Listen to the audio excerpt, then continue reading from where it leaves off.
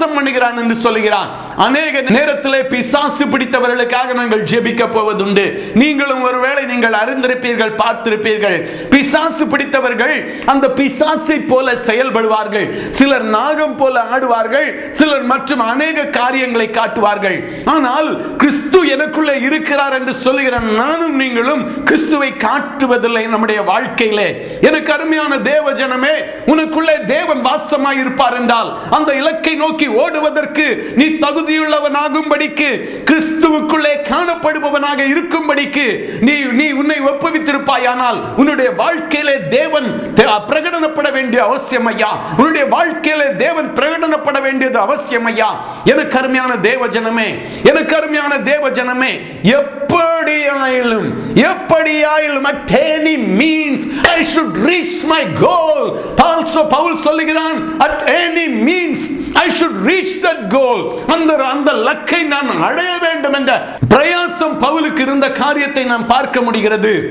எனக்கு அருமையான தேவ ஜனமே, நீ அழைக்கப்பட்டது உண்மைதான், நீ தெரிந்து கொள்ளப்பட்டது உண்மைதான். ஆனால் ஒரு பரிதாபமான காரியம் என்ன தெரியுமா? கிறிஸ்து இல்லாமல் ஊழியம் செய்கிற அநேகர் உண்டையா. கிறிஸ்து இல்லாமல் கிறிஸ்தவனாக வாழ்ந்து கொண்டிருக்கிற அநேகர் உண்டு. கிறிஸ்து இல்லாமல் கிறிஸ்துவுக்காக ஊழியம் செய்கிற அநேகர் உண்டு. நீயும் அந்த கூட்டத்தை சேர்ந்தவனா? நீயும் அந்த கூட்டத்தை சேர்ந்தவளா? எனக்கு அருமையான தேவஜனமே, நீ இந்த உலகத்துக்காக வாழ்ந்து கொண்டிருக்கிறாயோ? இந்த உலகத்தின் ஆசாபாசங்களுக்காக வாழ்ந்து கொண்டிருக்கிறாயோ? உலகத்தின் காரியங்களை நீ பற்றி கொள்ளும்படியாக வாழ்ந்து கொண்டிருக்கிறாயோ? நீ வாழ்ந்து கொண்டிருப்பாயானால் இந்த உலகத்தின் காரியங்கள் அனுபவித்து தீர்ந்து விடுமையா? இந்த உலகத்தின் காரியங்களை நீ அனுபவித்து எல்லாம் தீர்ந்து விடுமையா? ஆனால் மாறாத நித்திய அந்த ஆசீர்வாதமாகிய பரலோகம் உன்னிலிருந்து எடுத்துக் கொள்ளப்படும் என்பதை நீ மறந்து விடாதே. அந்த பரலோகத்திலே எப்படியாகிலும் நீ போய் சேர வேண்டும் என்று அதற்காக பின்னான காரியங்களை, உன்னை நெருக்கிய வருகிற பாவங்களை, பின்னான காரியங்கள் விட்டு வந்த பாவங்கள், உன்னை நெருக்கிய வருகிற பாவங்களை விட்டு விட்டு ஓட ஆரம்பிக்க வேண்டியது அவசியம். ஓட்ட பந்தயத்திலே ஓட வேண்டுமானால் என் மகன் சொன்னான், அப்பா கைகளை இப்படியாக வைத்து ஓட வேண்டும் என்று சொன்னான். அதாவது ஓடுவதற்கு நம்முடைய முழு சரீரத்தையும் நம் முயற்சி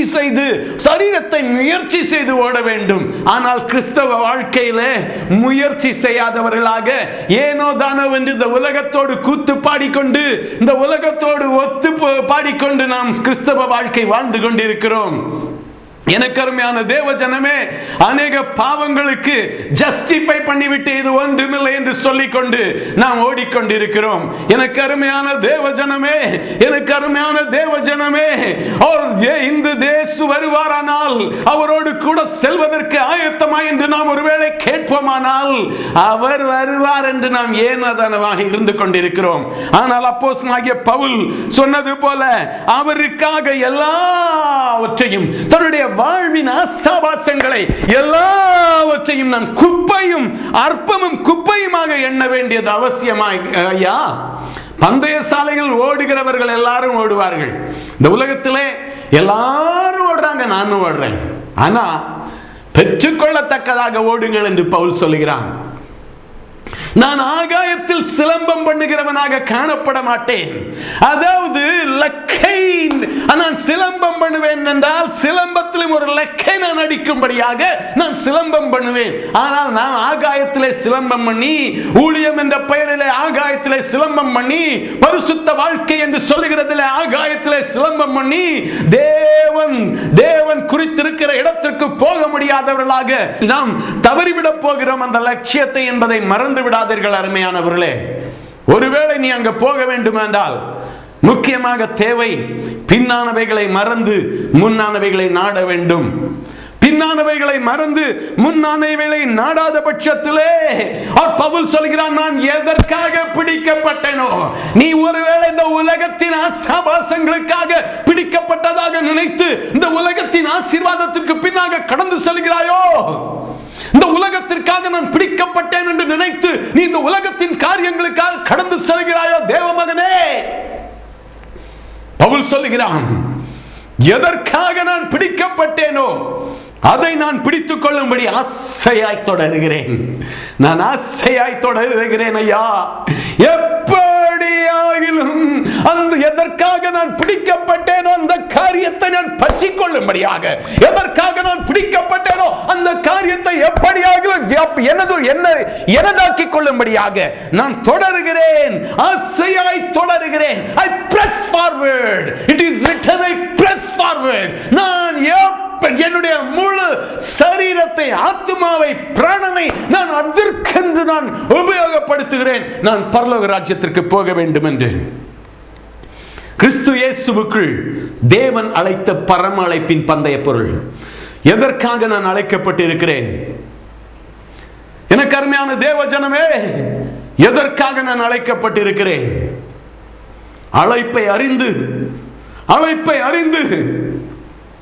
அந்த அழைப்புக்கு தக்க நம்முடைய வாழ்க்கையை நாம் வைத்துக் கொள்வோம் என்றால் நம்முடைய வாழ்க்கையில் ஆசீர்வாதம் ஐயா. அந்த அழைப்பை அறிந்து அந்த அழைப்புக்கு தக்கதாக நாம் வாழ்க்கையை வைத்துக் கொள்வோமானால் ஆசீர்வாதம் ஐயா. ஆனால் நாம் இந்த உலக சிநேகத்திலே நம்மை வஞ்சித்துக் கொண்டிருக்கிறோம் ஐயா. ஆனால் வேதம் சொல்லுகிறது, 1 யோவான் 2 அதிகாரம் 14 வசனம் இப்படியாக சொல்லுகிறது, உலக சிநேகம் தேவனுக்கு விரோதமாக பகை என்று சொல்லுகிறது. ஆனால் நாமோ உலகத்திற்காக மாத்திரம் வாழுகிறோம். எனக்கு அருமையான தேவ ஜனமே, இலக்கை நோக்கி தொடர வேண்டியது அவசியம். அந்த இலக்கை எப்படியாகிலும் பிடித்துக் கொள்ளும்படியாக அந்த ராஜா தன்னுடைய மகளுடைய திருமணத்திற்கு செய்தது போல சாத்தானானவன் அநேக காரியங்களை அந்த பரலோக இலக்கை நாம் அடையாதபடிக்கு நம்மை கெடுக்கும்படியாக, நம்மை வஞ்சித்து போடும்படியாக, அந்த பரலோக வல்லமையினாலே பரலோக ராஜ்யத்திற்கு பிரவேசிக்க முடியாதபடிக்கு நம்மை வஞ்சித்து போடும்படியாக சாத்தான் முயற்சி பண்ணி கொண்டிருக்கிற காரியத்தை நானும் நீங்களும் அறிந்து கொள்ள வேண்டியது அவசியம் ஐயா. ஆனால் ஓட வேண்டிய நேரத்தில் கிறிஸ்துவை பார்த்து ஓட வேண்டியது அவசியம். பேதுரு என்ன செய்கிறான் தெரியுமா? ஆண்டவராகிய இயேசு கிறிஸ்து தண்ணீரிலே நடந்து வருகிறார். அவர் தண்ணீரிலே நடந்து வந்த நேரத்திலே பேதுரு ஆண்டவராகிய இயேசு கிறிஸ்துவை பார்த்து, நானும் நடக்க வேண்டும் என்று அவன் உற்சாகத்தோடு அவன் நடக்க ஆரம்பித்தான். அவன் நடக்க ஆரம்பித்தது உண்மைதான். அவன் சில தூரம் நடந்தது உண்மைதான். ஆனால் நடந்தது என்ன? சிறிது தூரம் போன பிறகு முழுக ஆரம்பித்தான். ஏனையா, அவன் இயேசுவின் மேலே கண்ணை வைத்திருந்த பொழுது சூழ்நிலைகளின் விபரீதங்கள் அவனுக்கு தெரியவில்லை. இயேசுவின் மேலே கண்ணை வைத்திருந்த போது சூழ்நிலைகளின் விபரீதங்கள் அவனுக்கு தெரியவில்லை. ஆனால் இயேசுவை விட்டு அவன் கண்களை அப்புறப்படுத்தின மாத்திரத்திலே, சூழ்நிலைகளை பார்க்க ஆரம்பித்த மாத்திரத்திலே, சுற்றுப்புறத்தை பார்க்க ஆரம்பித்த மாத்திரத்திலே முழுக ஆரம்பித்தான். இன்று கிறிஸ்தவர்களாகிய நானும் நீங்களும் முழுகிக் கொண்டிருக்கிற காரியம், கிறிஸ்தவர்களாகிய அநேகர் முழுகிக் கொண்டிருக்கிற காரியம், இயேசுவை பார்க்க வேண்டிய நேரத்தில் இயேசுவை பார்ப்பதை விட்டுவிட்டு சூழ்நிலைகளை பார்த்து சூழ்நிலைகளின் சந்தோஷத்தை அனுபவித்துவிட்டு சூழ்நிலைகளின் காரியங்களை அனுபவித்துவிட்டு அந்த இயேசுவை விட்டு விடுகிறோம் ஐயா. எனக்கு அருமையான தேவ ஜனமே, என்ன வந்தாலும் எது நடந்தாலும் அப்பாவை ஸ்தோத்தரிப்பேன் என்று பாடுவது எளிது. ஆனால் என்ன வந்தாலும் எது வந்தாலும், சூழ்நிலைகளின் விபரீதங்கள் எவ்வளவு பெரியதாக இருந்தாலும் அந்த இயேசுவை நோக்கி நமக்காக மரித்த, நமக்காக உயிர்த்தெழுந்த பிதாவின் வலது பாரிசத்தில் எனக்கும் உங்களுக்கும் இடம் வைத்திருக்கிற அந்த தேவனை நோக்கி ஓட வேண்டியது அவசியம் ஐயா. எனக்கு அருமையான தேவ ஜனமே, ஒருவேளை கேட்டுக்கொண்டிருக்கிற உங்களுக்கு தீர்க்க தரிசனமாக தேவன் இந்த காரியத்தை கொடுத்து கொண்டிருக்க முடியும். தேவன் இல்லாத கிறிஸ்தவம், தேவன் இல்லாத ஊழியம் தேவையில்லை ஐயா. உன்னுடைய வாழ்க்கையில தேவனை ஏற்றுக்கொள். நீ யாராக இருந்தாலும் சரி, நீ எப்படிப்பட்டவனாக இருந்தாலும் சரி, இனி நான் அல்ல, கிறிஸ்து எனக்குள் வாழுகிறார் என்று சொல்லி அந்த ஓட்டத்தில் கிறிஸ்துவை உன்னோடு வைத்துக் கொண்டு ஓட ஆரம்பிப்பாயானால் அந்த ஓட்டத்தை நிறைவேற்ற முடியும் ஐயா. எனக்கு அருமையான தேவ ஜனமே, இந்த நேரத்திலே கேட்டுக்கொண்டிருக்கிற இந்த நேரத்திலே என் கிறிஸ்துவோடு ஓடுவதற்கு உன்னை ஒப்புவி ஐயா. ஒப்புவிக்கிற மாத்திரத்திலே உன்னுடைய ஊழியங்களில் ஆசீர்வாதம், உன்னுடைய பர்சனல் லைஃப்ல ஆசீர்வாதம், உன்னுடைய எல்லா காரியங்களிலும் ஒரு ஆசீர்வாதத்தை தேவன் கட்டளையிடுவார். நம்ம ஜெபிப்போமா? எனக்கு அருமையான தேவ ஜனமே, தேவனுக்கென்று உன்னுடைய வாழ்க்கையை அர்ப்பணித்து ஜெபிக்க உன்னை நீ ஒப்புவி. பெரிய காரியங்களை எதிர்ப்பார். அன்பின் பரலோக தேவனே, உம்மை நன்றியோடு துதிக்கிறோம் ஐயா. இந்த அருமையான நேரத்திற்காக உமக்கு நன்றி செலுத்துகிறோம். லக்கை நோக்கி தொடர முடியாதபடிக்கு, நீர் எங்களுக்கென்று வைத்திருக்கிற லக்கை நோக்கி தொடர முடியாதபடிக்கு அநேக காரியங்கள் நெருக்கி ஏவுகிற அந்த நேரத்திலே பரலோக வல்லமையினால் நீர் எங்களை இடைகட்ட வேண்டும் என்று ஜெபிக்கிறோம் ஐயா. கேட்டுக்கொண்டிருக்கிற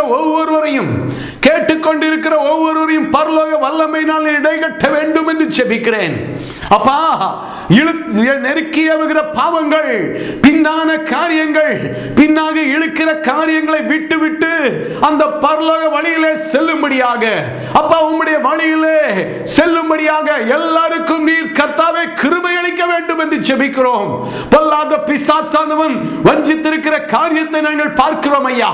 பிசாசானவன் தந்திரத்திலிருந்து எல்லாரையும் நீர் விடுவிக்க வேண்டும் என்று ஜெபிக்கிறேன். என் அன்பு தேவனே, இந்த நேரத்திலே பிசாசுகளின் கட்டிலே இருக்கிற ஒவ்வொருவரையும் விடுவிக்க வேண்டும் என்று ஜெபிக்கிறேன். பாவ கட்டுகளிலே இருக்கிற ஒவ்வொருவரையும் நீர் விடுவிக்க வேண்டும் என்று ஜெபிக்கிறேன். வியாதியின் கட்டிலே இருக்கிற ஒவ்வொருவரையும் நீர் விடுவிக்க வேண்டும் என்று ஜெபிக்கிறேன் ஐயா. ஒரு ஊழியக்காரனாக நீர் கொடுத்திருக்கிற அதிகாரத்தின் அடிப்படையிலே, வியாதியின் மேலே கொடுத்திருக்கிற அதிகாரத்திலே, பிசாசின் மேலே கொடுத்திருக்கிற அதிகாரத்திலே, அப்பா பில்லி சூனியத்தின் மேலே கொடுத்திருக்கிற அதிகாரத்திலே, இயேசுவின் நாமத்திலே இதை கேட்டுக்கொண்டிருக்கிற ஒவ்வொருவரையும் விடுதலை ஆக்குகிறேன், கட்டவிழ்க்கிறேன் இயேசுவின் நாமத்திலே. நீர் அப்படி செய்கிற கிருபைக்காக உமக்கு நன்றி, நன்றி, நன்றி ஐயா, நன்றி. நீர் போதுமானவராய் இருங்க ஆண்டவரே. குடும்பத்திலே உள்ள கட்டுகள், குடும்பத்திலே உள்ள போராட்டங்கள் இயேசுவின் நாமத்திலே மாறி போகட்டும். இப்படி செய்கிற கிருபைக்காக உமக்கு நன்றி. ஒரு ஊழியக்காரனாக இயேசுவின் நாமத்தில் எல்லாரையும் ஆசீர்வதிக்கிறேன். சகல ஆசீர்வாதங்களும் தங்கட்டும் இயேசுவின் நாமத்தில் பிதாவே, ஆமென், ஆமென்.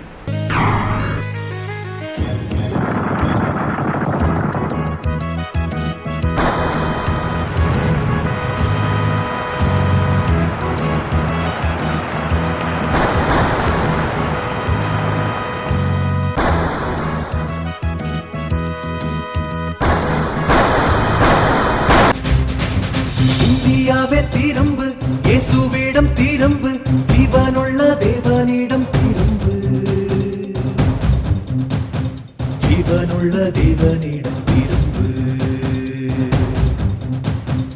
இந்தியாவே திரும்பு, இயேசுவிடம் திரும்பு, ஜீவனுள்ள தேவனிடம் திரும்பு,